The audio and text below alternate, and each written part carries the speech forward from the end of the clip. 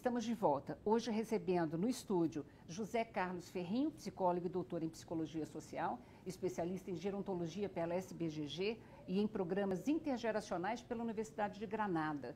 Ele também é autor dos livros Coeducação entre Gerações e Conflito e Cooperação entre Gerações.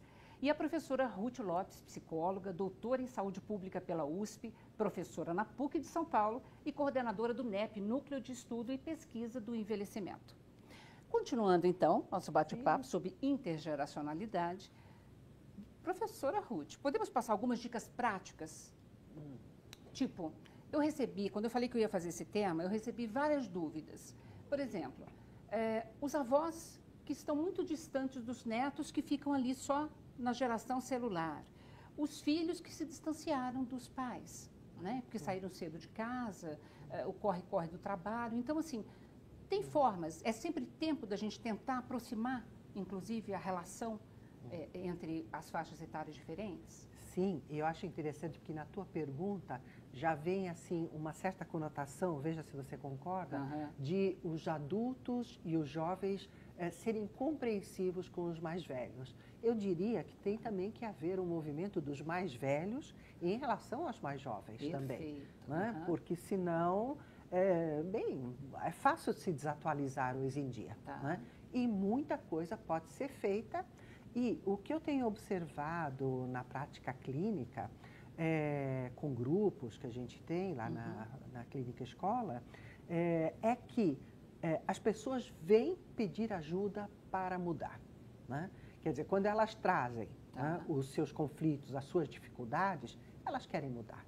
Elas querem se repensar, né? Mesmo culpabilizando o outro, né? É ele que fica sempre com o celular. E às vezes eu fico pensando, bom, e o que você oferece em troca? Como é que você pode se tornar mais interessante para esse neto ou para essa neta?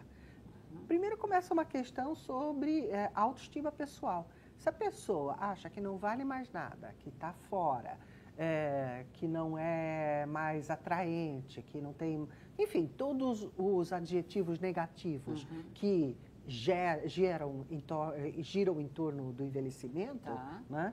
Realmente aí vai ficar muito difícil você ter uma outra postura junto às pessoas à tua volta, né? Essa questão de que tipo de atividades ou tipo de conselhos a gente poderia dar, talvez eu tenha um pouco de dificuldade de dar exemplos aqui. Mas pensando no que o José Carlos citou, em cada segmento socioeconômico, a gente tem uma vasta experiência de alternativas. Né? Então, por exemplo, hoje em dia, com a questão do mercado de trabalho, é muito comum os velhos ficarem e os mais jovens vão com os netos aonde há trabalho. Bom, e aí, o que acontece?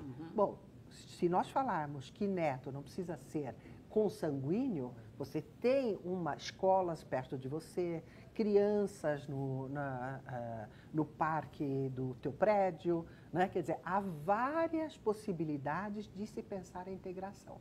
Lembro dentro desses exemplos, só muito rapidinho, de velhos que cuidavam dos netos, iam para os horários de reposição de aulas e, de repente, o professor se deu conta que aqueles velhos, muitos deles eram analfabetos. Então, começou nesse período de reposição a se alfabetizar esses netos, esses avós. Esses avós juntos, né? Então, assim, há muita coisa. Se você estiver atento e se as pessoas estiverem disponíveis a mudar, por isso que a gente fala com tanto gosto do conflito. O conflito é uma maravilha se ele abre perspectivas de mudança. Não, muito interessante, porque realmente há um discurso que até nas perguntas, a gente está tão acostumado culturalmente, né? Que a pessoa que envelhece é a pessoa que está ali, eu vou ficar esperando sentadinho, que façam por mim, que cheguem até mim, que me perguntem coisas. E, na verdade, é muito interessante isso que você coloca, quer dizer, a pessoa, ao envelhecer, ela tem que ter, sei lá, um tipo de humildade até, né? De repensar, né, o jeito de ser e como ela também tem que se atualizar para poder se tornar interessante. E nessa linha de se tornar mais interessante, Eu lembro de algumas conversas que eu tive com as idosas que frequentavam o SESC. Tá. Eu trabalhei no SESC durante muitos anos, né? mais de 30 anos, coordenando as atividades e conversando o tempo inteiro com eles, né? Então, reiteradas vezes vinha um tipo de queixa, né? Assim, olha, meu neto não me dá atenção, porque ele entra em casa e diz, oi, vó, e se enfia no quarto e fica lá com o videogame, com o celular e tal. Aí abre a porta, de repente, sai correndo e diz no máximo tchau, vó. Então, oi, vó, tchau, vó. Fica resumido nisso. E eu sempre, como a Ruth também acha e faz, né? Sempre achei importante provocar, fazer o papel do advogado e falar, e você, o que você faz para poder atrair a atenção do seu neto? E eu fui recolhendo alguns exemplos, né? Um deles é de uma senhora que disse que passou horas muito agradáveis mostrando álbum de família para mim. A princípio parece que, né, pode parecer que o jovem não se interessa e tal, mas de repente é possível despertar a curiosidade do neto pela história da família, né? Pela história do bairro. Muito legal. E isso né, provoca uma certa curiosidade mesmo, né? No sentido de saber quem é esse aqui, vó, quem é aquele ali e tal, não sei o quê. Enfim, esse é um mero exemplo de uma ampla gama de possibilidades. Mas, José né, Carlos, é um exemplo muito interessante. No universo do outro. Muito interessante, porque isso eu acho que é um fato, não é? Que as pessoas mais velhas acabam ajudando na formação do mais jovem, da criança e do adolescente. Agora, eu queria fazer um outro registro, eu acho muito importante. Não sei se eu vou atrapalhar muito sua pauta, mas o fato é o seguinte, ninguém pensa muito nisso. O quê? Nessa relação, nós temos, com o aumento da longevidade, nós temos pessoas muito idosas em determinadas famílias que voltaram a ser extensas por uma série de razão, né? Os filhos voltam para casa, trazem seus respectivos filhos, etc. e tal. E principalmente nos lares mais pobres, tem muita criança cuidando de idoso. Também. De pessoas de idade muito avançada. São famílias pobres nas quais não há possibilidade, né, de contratação, não tem serviço de saúde, não tem home care, não tem nenhuma uma empregada doméstica pouco qualificada para fazer o básico em relação a esses idosos que estão muitas vezes acamados, doentes. Há uma sobrecarga muito grande, muitas crianças com sérios prejuízos escolares, de relacionamento, crianças e adolescentes que não têm muitas vezes espaço para brincar, etc. e tal. Então estou fazendo, olhando o outro lado, já que a gente está falando de intergeracionalidade, a gente tem que pensar também nas crianças, né? Não só nos idosos. Se a gente sobrecarregadas, não é?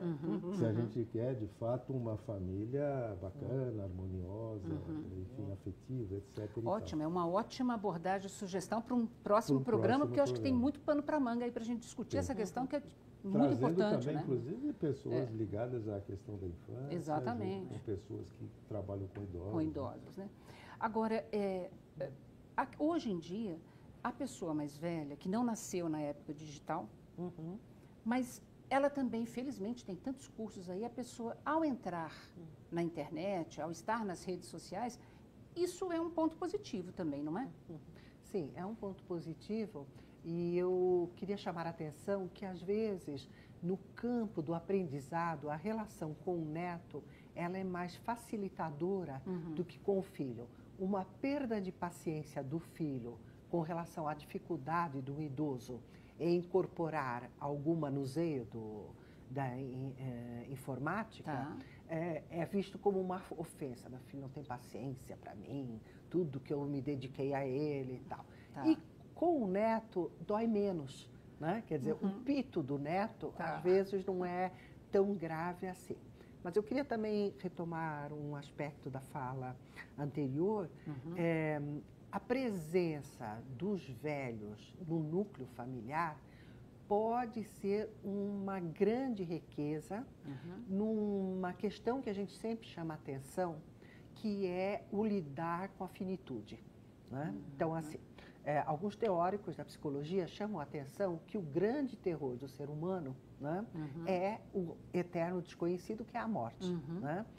conviver com esses velhos e conviver com esses velhos que compartilham, que se esforçam por ser cúmplices, né? Isso traz para as próximas juventudes um apaziguamento com relação às angústias de morte. Né? Eu acrescentaria que, no caso, aquelas crianças que são cuidadoras, ou pelo menos que convivem muito próximo, né, de uma pessoa em estado terminal, né, tem muito também a aprender com essa questão da morte. Né? Não só mas assim, pelo fato de acompanhar o processo mesmo de morte, de finitude, né, do seu avô, do seu bisavô, muitas vezes. Né? De qualquer jeito, quer dizer, a gente fica pensando que esses espaços públicos de conversa sobre como me tornar um velho mais legal, né? Ou como entender os meus netos, né? Ou como poder ter coragem de fazer coisas que eu nunca me permiti antes, eles precisam muitas vezes de respaldos e respaldos de pessoas treinadas para isso. Mesmo nessas dinâmicas familiares que você falou, se a experiência com essa velhice for muito atroz, muito marcante, se esse velho for um velho muito cruel, né, provavelmente a velhice vai ser um sinônimo né, de um susto, de um pesadelo. Claro. Mas se trabalhada, não precisa ser assim. Né? Pelo menos as famílias que eu acompanhei, eu vejo assim, quando se conversa sobre o que está acontecendo agora com esse velho da família, isso é uma possibilidade de apaziguar as tristezas, apaziguar o sentimento de que está acontecendo com ele e poder ir trabalhar. Acaba virando um aprendizado para todo mundo. Todos, né? Porque o que eu mais vejo... Hoje eu peguei um táxi para vir para cá e o senhor estava me contando, olha, não sei se nós fomos pegos de surpresa com o envelhecimento do meu pai. Né? Então, de repente, acho que talvez a gente não soube lidar. Quantos anos seu pai morreu? Com 93 anos.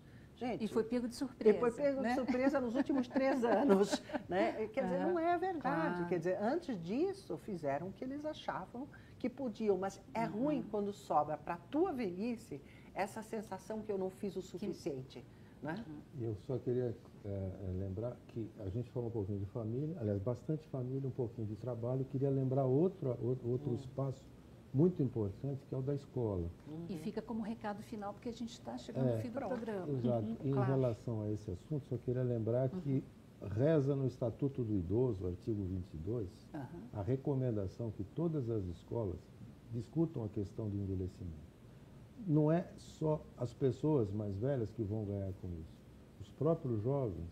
E essa recomendação é de que a escola esteja com essa preocupação desde a pré-escola até a universidade, fomentando então, né, conhecimento sobre o que é envelhecer e tal, preparando as novas gerações. Com isso também a gente colabora muito para um relacionamento positivo entre velhos e moços. Né? Isso está no Estatuto do Idoso? Artigo 22. Precisamos avisar, então, todas as escolas, né? Porque e as graduações, não é? que também ainda não absorveram como deveria, né, os e nós não estamos falando sobre envelhecimento. E não estamos falando da graduação só na área da saúde, estamos falando em todas as áreas. Né? Todas as áreas.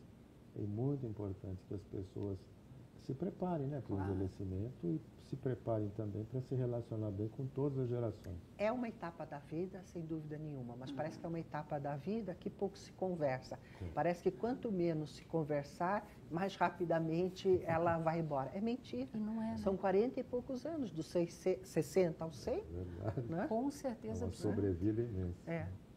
Imensa, que a gente pode aproveitar muito mais do que, na verdade... Sim, todo mundo pode aproveitar, mundo, toda né? a sociedade todas as pode, gerações. pode e aí está a intergeracionalidade, né? Que é o respeito à diversidade e a gente saber aprender a conviver com isso. O exercício da avosidade também. Perfeito. Gente, muitíssimo obrigada. Esse será, com certeza, o primeiro de muitos, né? Porque já surgiram várias outras pautas aqui hoje. Verdade. Estamos à disposição. Obrigada. Obrigado a você. Olha, obrigada a você também que nos acompanhou no programa de hoje. Se você quiser rever esse ou qualquer outro dos nossos programas, acesse saopaulo.sp.leg.br/TV Câmara SP ou um dos nossos canais nas mídias sociais. TV Câmara São Paulo, assista, fique sabendo. Super obrigada. Tchau.